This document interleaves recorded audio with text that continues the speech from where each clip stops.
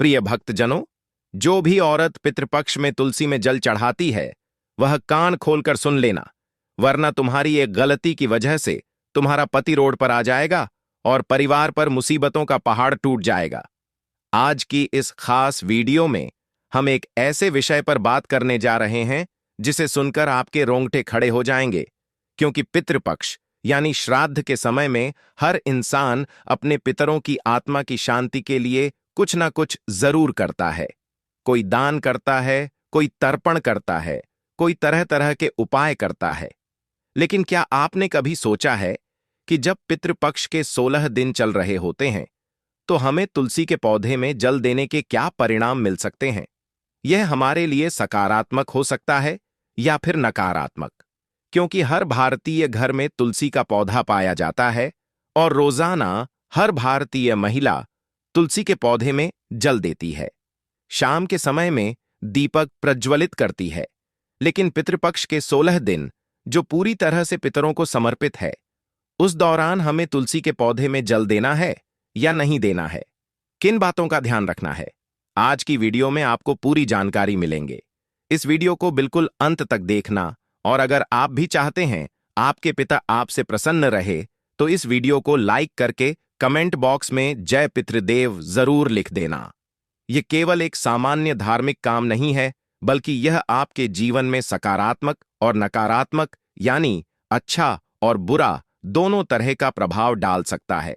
इसलिए आज के वीडियो में हम आपको विस्तार से बताने वाले हैं कि अगर कोई भी महिला पितृपक्ष के दौरान तुलसी में जल चढ़ाती है तो उसके जीवन में कौन कौन से चमत्कारिक परिवर्तन होते हैं और कौन कौन सी कठिनाइयां उसके सामने खड़ी हो जाती है, क्योंकि जाने अनजाने में हम ऐसे कई काम करते हैं जो कभी तो हमारे लिए अच्छे निकलते, लेकिन कभी कभी बहुत बुरे साबित होते हैं। सबसे पहले हम बात करेंगे सकारात्मक पहलू की। पितृपक्ष के दौरान अगर कोई भी महिला अगर तुलसी के पौधे में जल देती है तो उसका क्या अच्छा परिणाम उसकी जिंदगी में आ सकता है। बहुत ध्यान से हमारी बात को सुनना। जब आप इस वीडियो को अंत तक देखेंगे तो आपके मन के बहुत सारे सवालों का जवाब आपको मिल जाएगा। और एक बात तो तय है, जाते जाते पितृपक्ष के बाद आपके पितृ आपको आशीर्वाद देकर जाएंगे। बस इस वीडियो को अंत तक देख लेना। तुलसी को हमारे धर्म में माता का स्थान दिया गया है और पितृपक्ष के दिनों में तुलसी पर जल अर्पण करने से पितरों की आत्मा को शांति मिलती है। जब औरत तुलसी पर जल चढ़ाती है तो घर के वातावरण में एक दिव्य कंपन उत्पन्न होता है जो नकारात्मक शक्तियां को दूर कर देता है। जैसे कि आप सुबह सुबह स्नान करके जैसे ही तुलसी माता में जल अर्पित करती है, वैसे ही इधर घर में सकारात्मक आवृत्ति का कंपन शुरू हो जाता है। चारों ओर सकारात्मकता छाने लगती है जिससे बुरी आत्माएं होती हैं। घर में नकारात्मक साया होता है, वह दूर भागकर चला जाता है। यही कारण है कि जिन घरों में तुलसी होती है और जिस घर की महिलाएं पितृपक्ष के 16 दिनों में तुलसी पर श्रद्धा से जल चढ़ाती हैं, वह हमेशा लक्ष्मी जी का निवास होता है। वहां पर पैसों की आवक कम नहीं होती, चारों तरफ से पैसा ही पैसा आता है और वह घर का मुखिया कभी कंगाल नहीं होता। उसके घर में बहुत पैसा आता है, बहुत ज्यादा वह जीवन में उन्नति करता है। कोई उसे गिरा नहीं पाता, कोई उसे झुका नहीं पाता। अचानक घर में रुका हुआ पैसा आने लगता है। संतान की पढ़ाई में आ रही बाधाएं दूर होती हैं और पतितप के बीच में जबरदस्त प्रेम बना रहता है।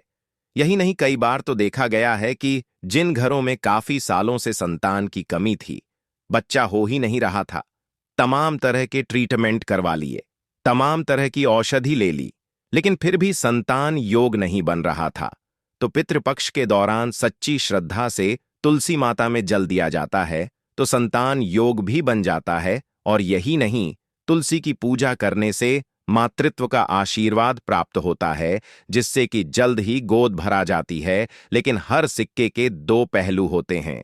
हमने आपको बता दिया कि पितृपक्ष में तुलसी को जो महिला जल देती है उसको क्या अच्छा मिल सकता है, लेकिन अगर यह क्रिया गलत ढंग से की जाए तो बहुत भयानक परिणाम आ सकते हैं।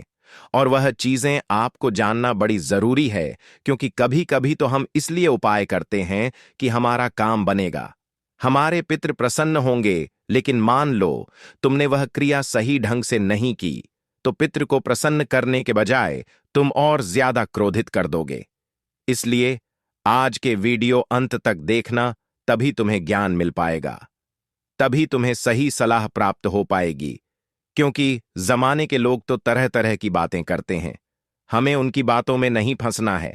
हमें गुरुजी की बात माननी है और आगे वीडियो को बिल्कुल अंत तक देखना है। देखिए, पितृपक्ष के दिनों में तुलसी पर जल चढ़ाने का नियम है और इस नियम को अपनाकर सावधानी को बरत कर ही हम लाभ हासिल कर सकते हैं। आप तुलसी में जल चढ़ाना चाहती हैं तो कभी भी नहीं चढ़ा सकती। आपको सुबह के समय ही तुलसी में जल चढ़ाना होगा, खास तौर पर ब्रह्म मुहूर्त में, और वह भी शुद्ध भाव से। आपको तुलसी माता में दोपहर को या शाम को जल नहीं चढ़ाना है। कान खोलकर यह बात सुन लेना, वरना बहुत बड़ी मुसीबत पैदा हो जाएगी। पितृपक्ष के 16 दिनों में आप तुलसी पर जल चढ़ाइए, लेकिन सुबह के समय में, दोपहर या फिर शाम को आपको तुलसी माता में जल नहीं चढ़ाना है, वरना लाभ होने के बजाय और ज्यादा हानि होने लग जाएगी। माना जाता है कि ऐसा करने से पितृ नाराज हो जाते हैं और घर पर संकट मंडराने लगता है, आर्थिक हानि होने लग जाती है, संतान का एकदम से स्वास्थ्य बिगड़ने लगता है, और कई बार यह देखने को भी मिला है कि पति के रिश्तों में भी दरारें आ जाती हैं। इसीलिए अगर आप रोजाना तुलसी माता पर जल चढ़ा रही हैं, तो इस बात का विशेष ध्यान रखें। पितृपक्ष के 16 दिनों में या अन्य किसी भी दिन सुबह के समय ही आपको जल चढ़ाना है, दोपहर या शाम के समय जल नहीं चढ़ाना है, वरना आप करने तो अच्छा जाओगे, लेकिन और ज्यादा बुरा हो जाएगा। इसी के साथ साथ तुलसी पर जल चढ़ाते समय महिला अशुद्ध नहीं होनी चाहिए। यह कार्य भी आपके पितरों को दुख पहुंचाता है। कई बार क्या होता है, कुछ महिलाएं स्वच्छता का ध्यान नहीं रखती, सुबह उठती है, नहाती धोती नहीं है और तुरंत तुलसी माता पर जल चढ़ा देती है। ऐसा करना भी मुश्किलों से आपको डाल देगा, और इसका परिणाम ऐसा होता है कि घर में क्लेश होने लग जाता है, कलह होने लग जाता है, मानसिक तनाव होने लग जाता है। एक और महत्वपूर्ण बात जो आपको बहुत ध्यान देनी होगी कि जब आप पितृपक्ष के दौरान तुलसी में जल चढ़ा रहे हैं, तो आपके मन में श्रद्धा होनी चाहिए, अच्छा भाव होना चाहिए। अगर आप एक सामान्य पौधा समझकर अपनी जिम्मेदारी न समझते हुए केवल फॉर्मेलिटी के लिए तुलसी पर जल चढ़ाएंगे, तो वह आपको शुभ परिणाम नहीं देगा। यह बात आप कान खोलकर सुन लेना। अगर यह बात आपने नहीं समझी, तो आपको पितृपक्ष के दौरान भयंकर मुसीबतों का सामना करना पड़ सकता है। दिखावे के लिए यह काम बिल्कुल भी नहीं करना है, क्योंकि आज के जमाने के लोग दिखावे के शौकीन हैं। उन्हें स्टोरी बनानी है, स्नैप बनाना है, और यही करने के लिए वह सब धार्मिक क्रिया करते। तुम्हें ऐसा जीरो ओलॉक नहीं करना है, वरना जीवन में बिना बुलाए परेशानियों को न्योता दे दोगे। पितृपक्ष का महत्व केवल कर्मकांड से नहीं होता, बल्कि भावनाओं से जुड़ा होता है। इसीलिए अगर तुलसी पर जल चढ़ाते समय मन में करुणा है, प्रेम है और सच्ची श्रद्धा है, तो आपके पितृ आपसे जरूर प्रसन्न होंगे और उनकी कृपा से आपके घर परिवार में स्वस्थ माहौल होगा, समृद्धि होगी, सुखी संतान होगी, सब कुछ सुखमय होगा। कई कथाओं में तो यह भी आता है कि एक औरत जिसने पितृपक्ष में पूरे नियम से तुलसी पर जल चढ़ाया, उसकी पीढ़ियों का उद्धार हुआ और अचानक से उसके घर में ऐसा वैभव आया, इतना पैसा आया कि गिनना मुश्किल हो गया, इतनी संपदाएं कि संभालना मुश्किल हो गया। आप भी यह सब हासिल कर सकते हैं, लेकिन आपके इरादे नेक होने चाहिए। आपके मन में भड़काऊ नहीं होना चाहिए, आपके मन में दोगलापन नहीं होना चाहिए, किसी के प्रति आकर्षण नहीं होना चाहिए। उस समय पूरा ध्यान आपका तुलसी माता में, भगवान विष्णु में, आपके पितरों में होना चाहिए। आपको हम एक और बहुत जरूरी बात बताना चाहते हैं, इस वीडियो को बिल्कुल अंत तक देखना।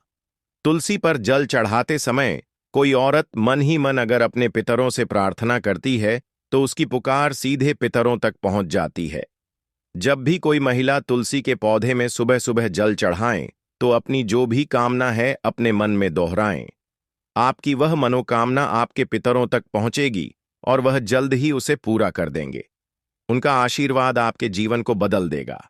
लेकिन अगर कोई औरत जल चढ़ाने के बाद तुरंत गंदे गंदे शब्द बोलती है, किसी की बुराई करती है, दूसरों को अपमानित करती है, घर में क्लैश मचाती है, तो यह भी तुलसी का अपमान होता है। क्योंकि आप एक समय पर तो धार्मिक कार्य कर रहे हैं और वह हुआ और आप लोगों का अपमान करने लग गए, लोगों की बुराई करने लग गए, बेईमानी करने लग गए, तो ऐसे अपमान से आपके पितर भी नाराज हो जाते हैं। यह बात ध्यान रख लेना। तुलसी माता सिर्फ एक पौधा नहीं है, बल्कि देवी लक्ष्मी और भगवान विष्णु का प्रतीक है। इसलिए पितृपक्ष में औरतों को तुलसी पर जल चढ़ाते समय विशेष सावधानी रखनी चाहिए। 2-3 सावधानियां गुरुजी तुम्हें बता रहे हैं। ये सावधानियां अगर तुमने नहीं सुनी तो तुम बहुत बड़ी मुसीबत में फंस सकते हो। तुम्हारी एक गलती तुम्हारे ऊपर भयंकर पितृदोष लगा सकती है। इसीलिए वीडियो को बिल्कुल अंत तक देखते रहना।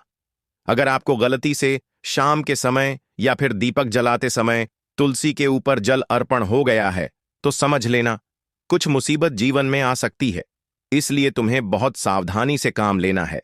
इस विषय की गहराई को समझना बहुत जरूरी है, क्योंकि यह केवल एक धार्मिक रिवाज नहीं है, बल्कि जीवन की दिशा तय करने वाला महत्वपूर्ण फैसला है।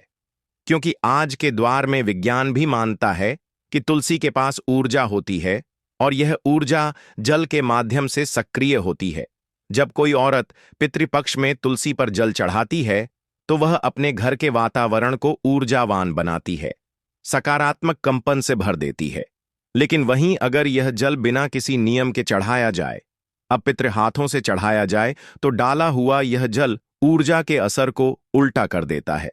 यह हम आपको वैज्ञानिक कारण बता रहे हैं और यह वैज्ञानिक कारण उन लोगों के लिए है जो इस बात को गहराई से समझना चाहते हैं।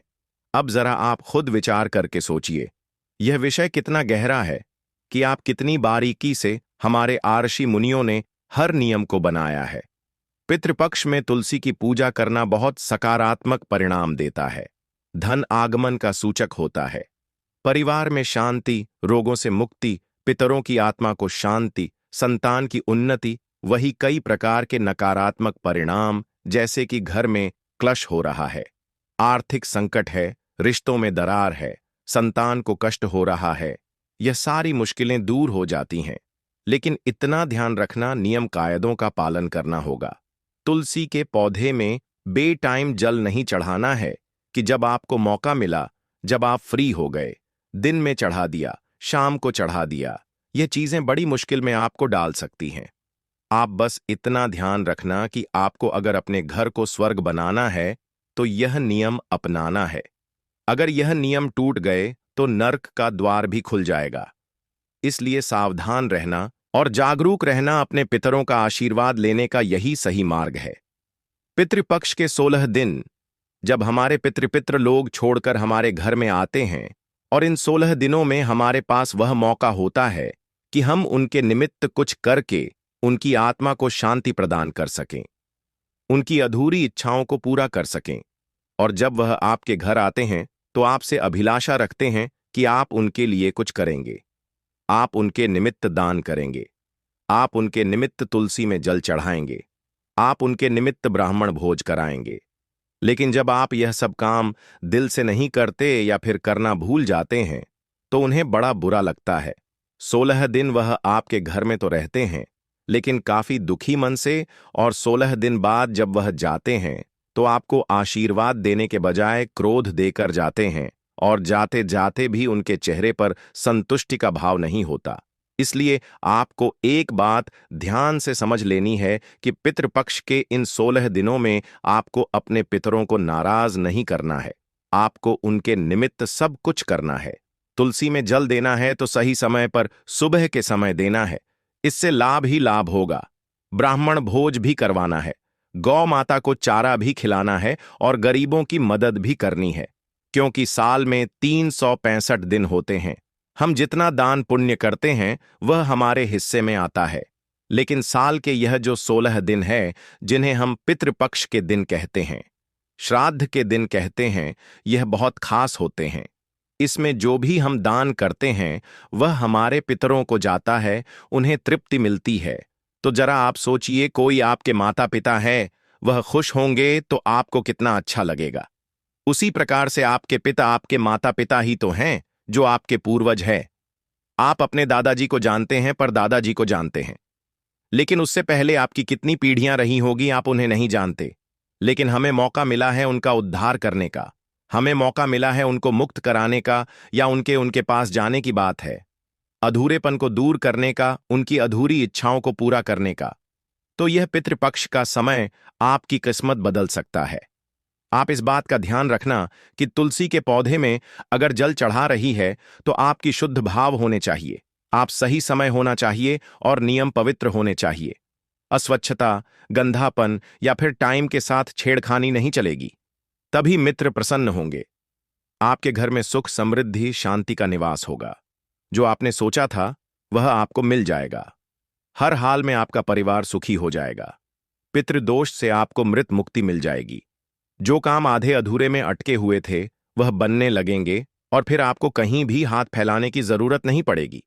आपके मित्र आपको इतना कुछ देकर जाएंगे कि आप संभाले संभाले थक जाएंगे। दोस्तों, 7 सितंबर 2025 दिन रविवार से 21 सितंबर 2025 तक पितृपक्ष में भूल कर भी मत खाना यह 5 चीजें, वरना आपके पितृ हो जाएंगे। नाराज घर में आ जाएगी, कंगाली परिवार के सभी सदस्यों को लग जाएगा पितृदोष। दोस्तों, जब हमारे पितर हमसे प्रसन्न होते हैं तो उनका आशीर्वाद हमें जीवन में सुख, शांति और समृद्धि प्रदान करता है।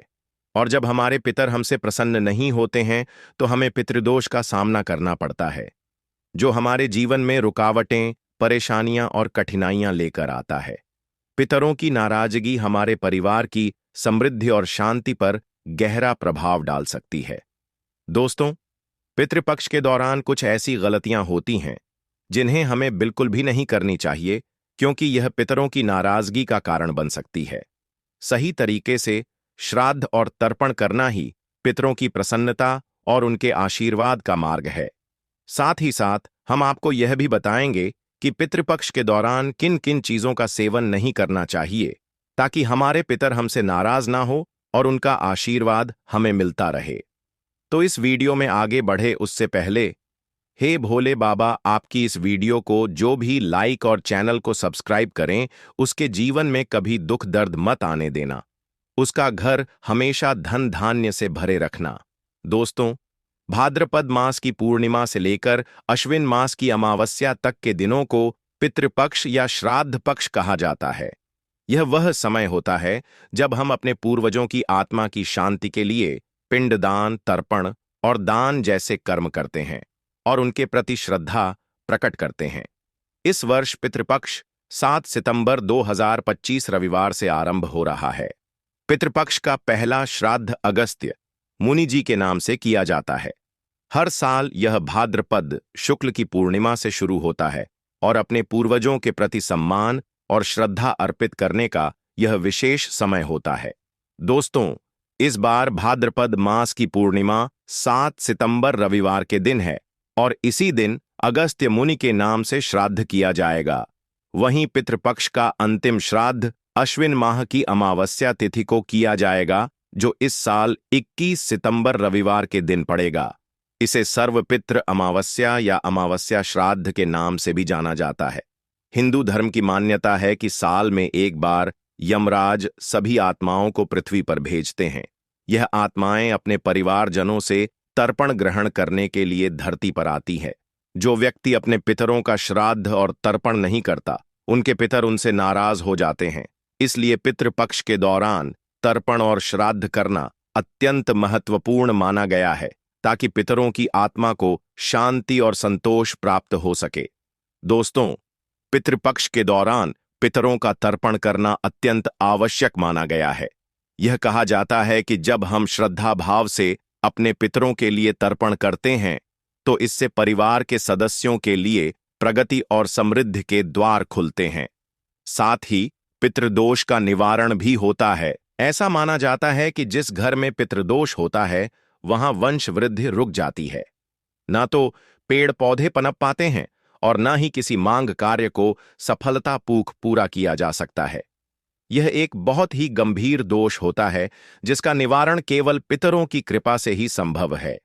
ब्रह्मवैवर्त पुराण के अनुसार देवताओं को प्रसन्न करने से पहले मनुष्य को अपने पितरों यानी अपने पूर्वजों को संतुष्ट करना चाहिए। जब हमारे पितर प्रसन्न होते हैं तभी हमारे कार्य सफल होते हैं और हमें जीवन में उन्नति प्राप्त होती है। इसलिए पितृपक्ष का यह समय बहुत ही महत्वपूर्ण है। इस समय में अपने पितरों के प्रति श्रद्धा और तर्पण अर्पित करना न केवल हमारी परंपरा है, बल्कि यह हमारे जीवन में शांति, समृद्धि और सफलता लाने का मार्ग भी है। दोस्तों, मान्यता के अनुसार अगर किसी मृत व्यक्ति का विधिपूर्वक श्राद्ध और तर्पण नहीं किया जाता तो उसकी आत्मा को इस लोक से मुक्ति नहीं मिलती और वह आत्मा के रूप में इस धरती पर भटकती रहती है। इसलिए पितरों की मुक्ति के लिए पितृपक्ष का समय बहुत ही महत्वपूर्ण माना जाता है। यह वह समय होता है जब हम अपने पूर्वजों को श्रद्धा से याद कर उनकी आत्मा की शांति के लिए तर्पण और पिंडदान करते हैं। पितृपक्ष के दौरान हर दिन तर्पण करना चाहिए। तर्पण के लिए आप जल में दूध, चावल और गंगा जल मिलाकर इस्तेमाल कर सकते हैं। यह एक सरल विधि है जिसे आप अपने घर के आंगन या किसी पवित्र स्थान पर कर सकते हैं। तर्पण के साथ साथ पिंडदान भी अत्यंत महत्वपूर्ण होता है। पिंडदान के दौरान पके हुए चावल, दूध और तिल को मिलाकर पिंड बनाया जाता है। पिंड को शरीर का प्रतीक माना जाता है और यह पितरों की आत्मा के लिए किया जाने वाला एक प्रमुख कर्म है। इस दौरान कुछ विशेष नियमों का पालन करना चाहिए। उदाहरण के लिए, पितृपक्ष के समय किसी भी तरह के शुभ कार्य नहीं किए जाते। विशेषकर नई पूजा अनुष्ठान या मांगलिक कार्यों से बचना चाहिए। हालांकि देवताओं की नित्य पूजा या कोई व्रत संकल्प पहले से किया हुआ हो तो उसे जारी रखा जा सकता है, लेकिन ध्यान रहे कोई नई पूजा या अनुष्ठान इस अवधि में नहीं किया जाना चाहिए, क्योंकि यह समय पितरों के प्रति समर्पित होता है। पितृपक्ष के दौरान पान खाना, तेल लगाना और रंगीन फूलों का साबुन, शैम्पू या इत्र का उपयोग वर्जित है। इन सभी वस्तुओं का उपयोग नहीं करना चाहिए क्योंकि यह चीजें अशुद्ध का प्रतीक मानी जाती हैं। यह समय शरीर और मन को शुद्ध और संयमित रखने का होता है ताकि पितरों की आत्मा को शांति मिल सके। इसके साथ ही इस दौरान कुछ खाद्य पदार्थों का सेवन भी वर्जित माना गया है, जैसे चना, मसूर, बैंगन, हींग, शलजम, मांसाहार, लहसुन, प्याज और काला नमक का प्रयोग नहीं करना चाहिए। पितृपक्ष के दौरान सात्विक भोजन का सेवन करना चाहिए, जिससे मन और वातावरण दोनों ही पवित्र बने रहे। इस समय घर में ऐसा भोजन बनाना चाहिए जो पवित्र और पौष्टिक हो, क्योंकि यह वातावरण को शुद्ध बनाए रखता है और श्राद्ध के लिए आदर्श माना जाता है। हिंदू धर्म में यह माना जाता है कि जब हम पितरों का श्राद्ध और तर्पण करते हैं तो हमारे पितर प्रसन्न होकर हमें आशीर्वाद देते हैं। श्राद्ध और तर्पण के माध्यम से हम अपने पितरों की आत्मा की शांति और संतोष के लिए प्रार्थना करते। यह कर्म न केवल पितरों की आत्मा को मुक्ति दिलाता है, बल्कि हमारे परिवार के सदस्यों के लिए सुख, समृद्धि और उन्नति के मार्ग भी खोलता है। ब्रवर्थ पुराण के अनुसार किसी भी धार्मिक या आध्यात्मिक कार्य में सफलता प्राप्त करने के लिए पहले अपने पितरों को प्रसन्न करना आवश्यक है। जब पितर संतुष्ट होते हैं तभी हमारे कार्य सफल होते हैं। इसीलिए विपक्ष का महत्व बहुत अधिक है। यह समय हमारे पूर्वजों के प्रति कृतज्ञता प्रकट करने और उनकी आत्मा को शांति देने का सर्वोत्तम अवसर होता है। इसलिए पितृपक्ष के दौरान अपने पितरों का श्राद्ध और तर्पण करना ना भूलें। यह न केवल हमारे पितरों को संतुष्ट करता है, बल्कि हमारे जीवन में भी सकारात्मकता और समृद्धि लाता है। इस समय का पालन पूरी श्रद्धा और भक्ति के साथ करें ताकि आपके जीवन में पितरों का आशीर्वाद सदैव बना रहे। दोस्तों, पितृपक्ष के इन 15 दिनों में कुछ महत्वपूर्ण नियमों का पालन करना आवश्यक है।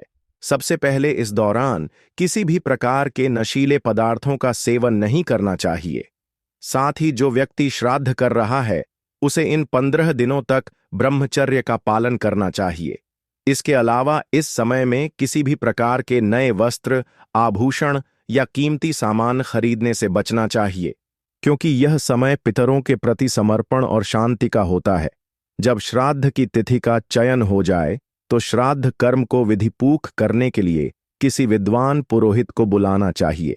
श्राद्ध में तर्पण के लिए तिल, जल, चावल, कुश और गंगा जल का प्रयोग अवश्य करें, लेकिन पितरों को विशेष प्रसन्न करने के लिए सफेद पुष्प, उड़द, गाय का दूध, घी, खीर समा के चावल, जौ, मूंग और गन्ने से बना हुआ भोजन भी श्राद्ध में अर्पित करना चाहिए। यह सामग्रियां पितरों को अत्यंत प्रसन्न करती हैं और उनकी आत्मा को शांति प्रदान करती है। तुलसी, आम और पीपल के पेड़ों पर पितृपक्ष के दौरान जल अर्पित करना भी एक महत्वपूर्ण कर्म है। ऐसा करने से पितरों का आशीर्वाद प्राप्त होता है और परिवार में सुख शांति बनी रहती है। जब आप अपने पितरों का श्राद्ध कर रहे हो तो सूर्य को जल अर्पित करें और गायत्री मंत्र तथा पितृ स्तोत्र का पाठ दक्षिणमुखी होकर करें। यह प्राचीन विधि पितरों की आत्मा को शांति देती है और श्राद्ध को सफल बनाती है। पितृपक्ष का यह समय हमारे पितरों के प्रति सम्मान और कृतज्ञता व्यक्त करने का अवसर होता है। इन 15 दिनों में किए गए तर्पण, पिंडदान और श्राद्ध कर्म से पितर संतुष्ट होते हैं और उनका आशीर्वाद हमें जीवन में उन्नति और सुख समृद्धि का मार्ग प्रदान करता है। इसलिए पितृपक्ष के इन दिनों में नियमों का पालन करें और अपने पितरों का श्राद्ध पूरी श्रद्धा और समर्पण के साथ करें। पीपा की प्रसन्नता और आशीर्वाद से आपके जीवन में हमेशा शांति, समृद्धि और सफलता बनी रहेगी। दोस्तों, पितृपक्ष हिंदू धर्म में अत्यधिक महत्वपूर्ण समय होता है, क्योंकि यह वह समय है जब हम अपने पितरों यानी पूर्वजों को श्रद्धांजलि अर्पित करते हैं और उनकी आत्मा की शांति के लिए तर्पण और पिंडदान करते हैं। पितृपक्ष के दौरान कुछ विशेष नियमों का पालन करना अत्यंत आवश्यक होता है ताकि श्राद्ध का पूरा लाभ प्राप्त हो सके। सबसे पहले, पितृपक्ष के इन 15 दिनों में किसी भी प्रकार के नशीले पदार्थों का सेवन वर्जित माना गया है। साथ ही जो व्यक्ति श्राद्ध कर रहा हो उसे इस अवधि में ब्रह्मचर्य का पालन करना चाहिए। इस दौरान नए वस्त्र, आभूषण या कोई कीमती सामान खरीदने से भी बचना चाहिए, क्योंकि यह समय पितरों के प्रति समर्पण और साधना का होता है। पितृपक्ष के दौरान कौवे, गाय और कुत्ते को भोजन देना अत्यंत आवश्यक माना गया है, क्योंकि इनके बिना श्राद्ध अधूरा माना जाता है। हिंदू धर्म में यह मान्यता है कि कौवा पी का प्रतीक होता है और उसे भोजन अर्पित करने से पितरों की आत्मा तृप्त होती है। इसके साथ ही चींटियों को आटा, चावल और अन्य अनाज भी डालना चाहिए। ऐसा करने से हमारे पितरों का आशीर्वाद मिलता है और हमारे जीवन में सुख समृद्धि आती है। श्राद्ध के दौरान घर में सात्विक भोजन बनाना चाहिए और तौर पर उस भोजन का ध्यान रखना चाहिए जो आपके पितरों को प्रिय था। इस समय लहसुन और प्याज का उपयोग नहीं करना चाहिए, क्योंकि इसे अशुद्ध माना जाता है। मान्यता है कि जब हम पितरों का स्मरण करते हैं और उनके लिए भोजन बनाते हैं तो वे घर आते हैं और भोजन ग्रहण कर तृप्त होते हैं।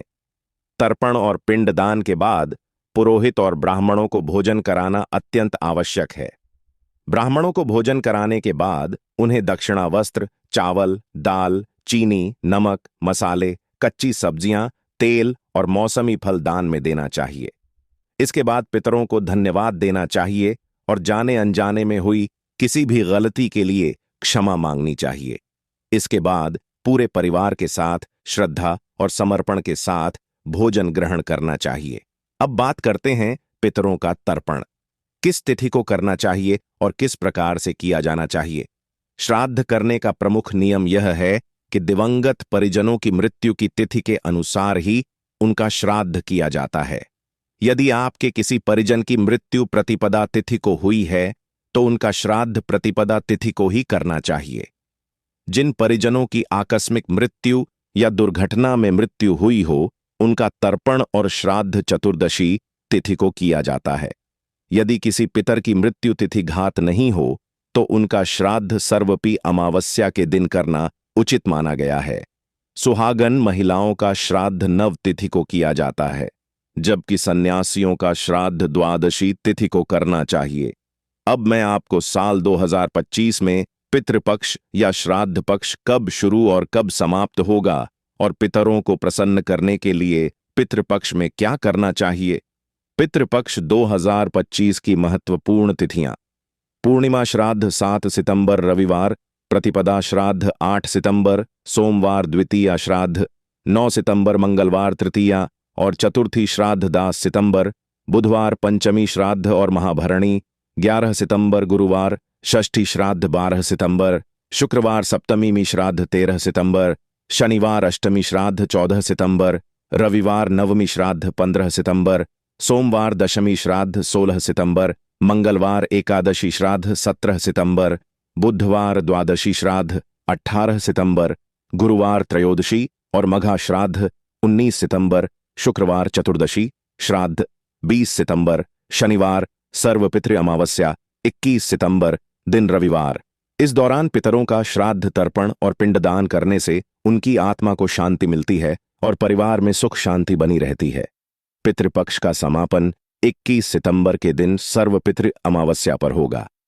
दोस्तों, यह तिथियां 2025 के पंचांग के अनुसार हैं, ताकि आप अपने पितरों का श्राद्ध और तर्पण सही समय पर कर सकें। यह अत्यंत महत्वपूर्ण समय होता है जब हम अपने पूर्वजों के प्रति कृतज्ञता व्यक्त करते हैं और उनकी आत्मा की शांति के लिए तर्पण और पिंड दान करते हैं। इस दौरान आपको ध्यान रखना चाहिए कि घर का वातावरण शुद्ध और शांतिपूर्ण हो। श्राद्ध के दौरान किसी भी प्रकार की अशुद्ध से बचना चाहिए और हर काम श्रद्धा और समर्पण के साथ करना चाहिए। दोस्तों, पितृपक्ष का यह समय हमें यह याद दिलाता है कि हमारे पूर्वज हमारे जीवन का आधार है और उनके आशीर्वाद से ही हम जीवन में उन्नति करते हैं। इसलिए हमें अपने पितरों के प्रति श्रद्धा भाव से तर्पण और श्राद्ध करना चाहिए, ताकि उनकी आत्मा को शांति और संतोष प्राप्त हो। दोस्तों, पितृपक्ष का यह समय हिंदू धर्म में अत्यंत महत्वपूर्ण माना जाता है।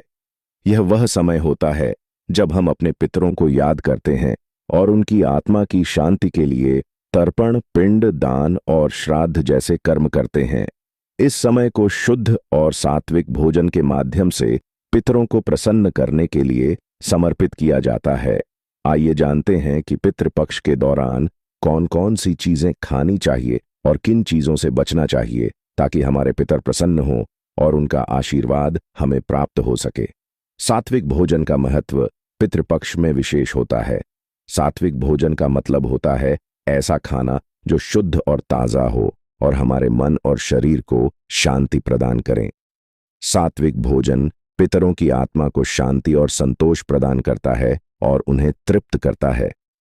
इस प्रकार के भोजन में चावल, गेहूं की रोटी, बिना मसाले की सब्जियां, हरी सब्जियां और ताजे फल शामिल होते हैं। दोस्तों,